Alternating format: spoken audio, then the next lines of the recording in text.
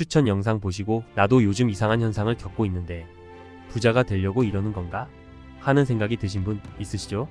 나도 돈을 많이 벌고 싶은데 부자들은 어떤 사람들이지? 궁금해서 들어오신 분들 계시죠? 모두 잘 오셨습니다.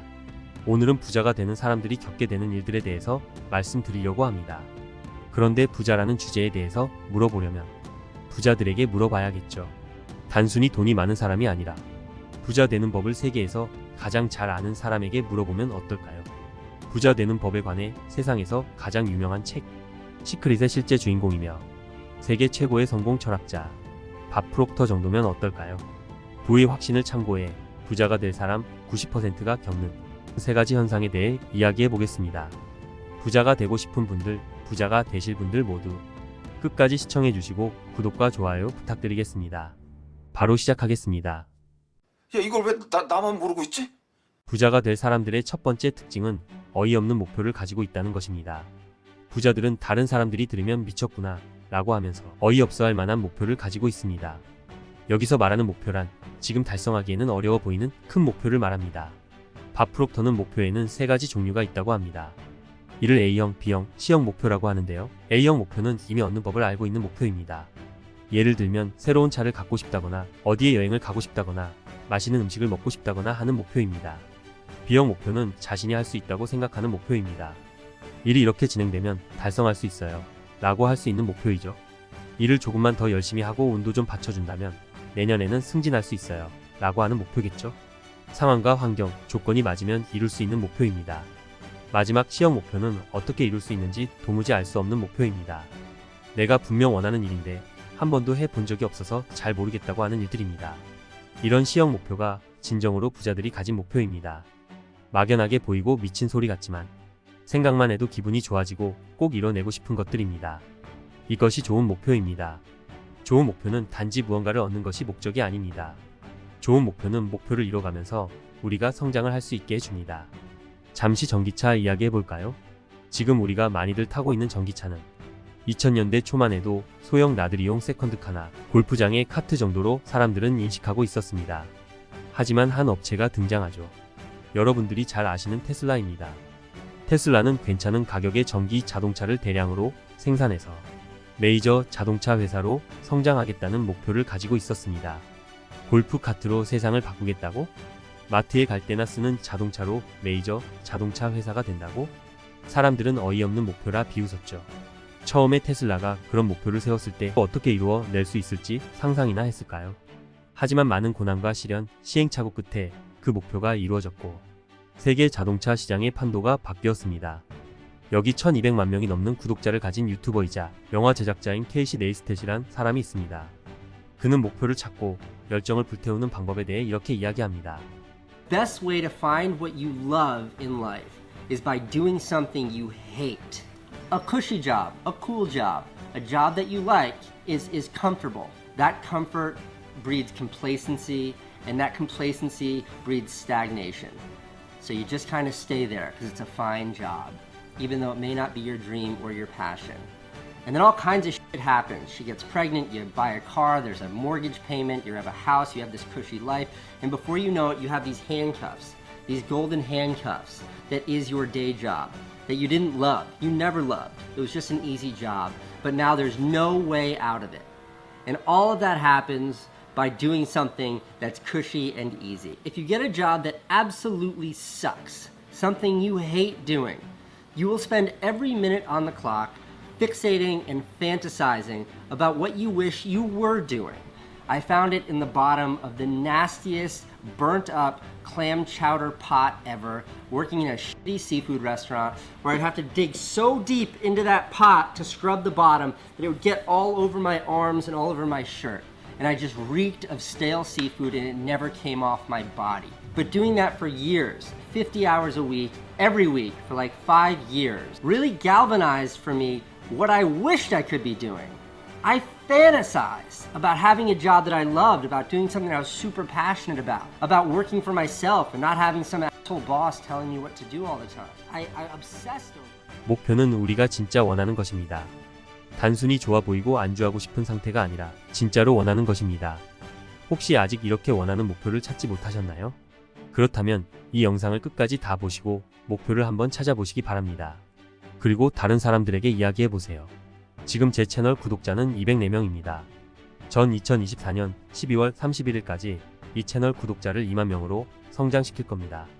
유튜브를 한 번이라도 해보셨거나 관심을 가지신 분들이라면 이 목표가 얼마나 어이없는 목표인지 알고 계실 겁니다. 사실 이렇게 채널을 성장시키기 위해서는 어떻게 해야 하는지도 아직은 잘 모릅니다.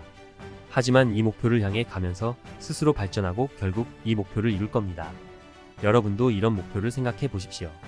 여러분의 목표를 이 영상에 댓글로 남겨두세요.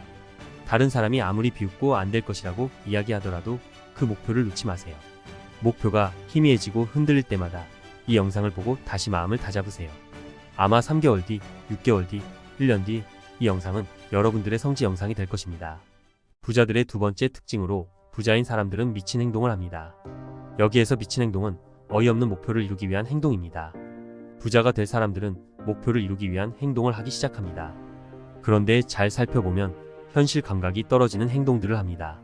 목표를 달성하기 위해서 무엇을 하면 되는지 알아보고 뭔가 일을 꾸미기 시작하는 겁니다. 목표 자체가 어이없는 목표였으니 그걸 하겠다고 하는 이런 행동은 미친 짓으로 밖에 보일 수 없습니다. 아까는 자동차 이야기를 했으니 이제는 비행기 이야기를 잠깐 드릴게요. 우리가 해외여행을 할 때 타는 항공기의 속도는 시속 900km입니다. 만약 속도를 5%나 10%만 올리자는 목표를 세우면 현재의 상태를 개선하는 데 노력할 것입니다. 엔진을 더 성능 좋은 것으로 교체하던가 더 좋은 연료를 사용하겠죠. 비행기의 무게를 줄이려고 할지도 모르겠습니다. 현재의 비행기는 그대로 둔 채 말이죠. 이 방식이 현재에서 출발하는 방법입니다. 그런데 만약 항공기의 속도를 소리의 속도보다 빠르게 만든다는 목표를 세운다면 어떨까요? 소리는 1초에 340m를 이동하며 이를 시속으로 환산하면 시속 1200km입니다. 이 목표를 이루기 위해서는 비행기 설계를 다시 해야 합니다. 모든 것을 초음속으로 비행한다는 목표를 달성하기 위해서 엔진 연료, 디자인, 재질 등 모든 걸 바꿔야 합니다. 이 방식이 목표에서 시작하는 행동 방식입니다. 지금 100만원을 가진 권대리가 10억을 모으겠다는 목표를 세웠다고 해봅시다. 그럼 100만원에서 얼마를 더 저축하고 모을 것을 생각하는 게 아니라 10억을 벌기 위해서는 무엇을 해야 할지 생각해보는 겁니다.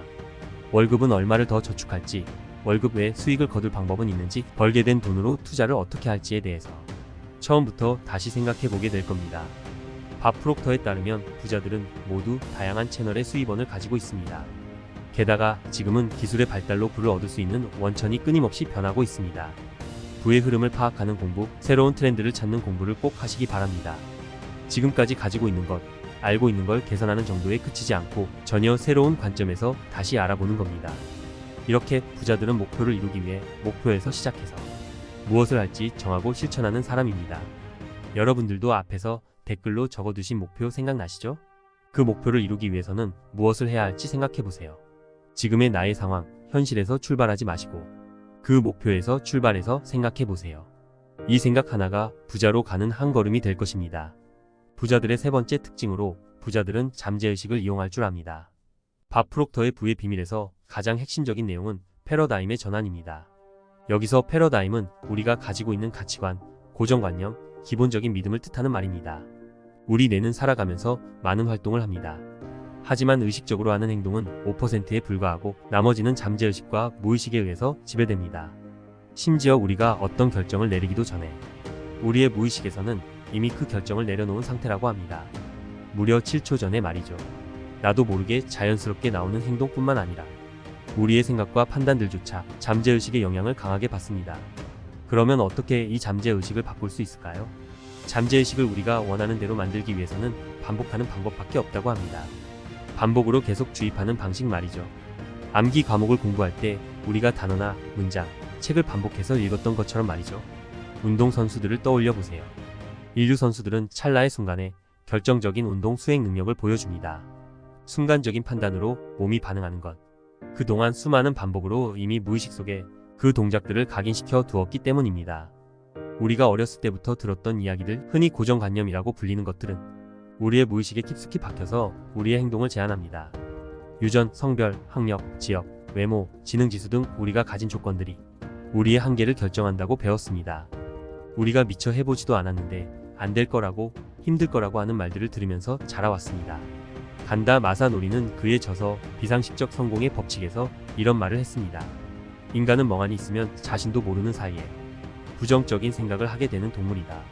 그래서 무엇이든 공부하지 않으면 대부분은 피곤하다, 곤란하다, 걱정이다 같은 부정적인 생각들만 마음속에 떠올린다. 이렇게 되면 현실에서도 부정적인 일들만 눈에 띄게 된다.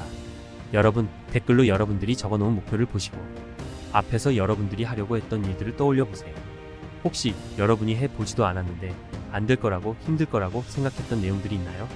아니면 아예 안 될 것 같아서 목표도 못 세우고 해야 할 일도 결정하지 못하셨나요?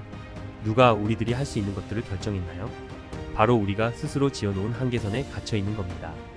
그 선을 넘어서는 순간 우리가 원하는 것들을 할 수 있습니다. 우리는 돈에 대해서도 수많은 부정적인 생각을 주입당해 왔습니다. 텔레비전이나 방송에서 부자는 어떤 이미지로 묘사되나요? 성격이 나쁘고 착한 사람들에게 갑질하고 자기밖에 모르고 이기적인 인물들로 묘사가 되죠. 또 그 집안도 행복한 집안처럼 보이지는 않습니다.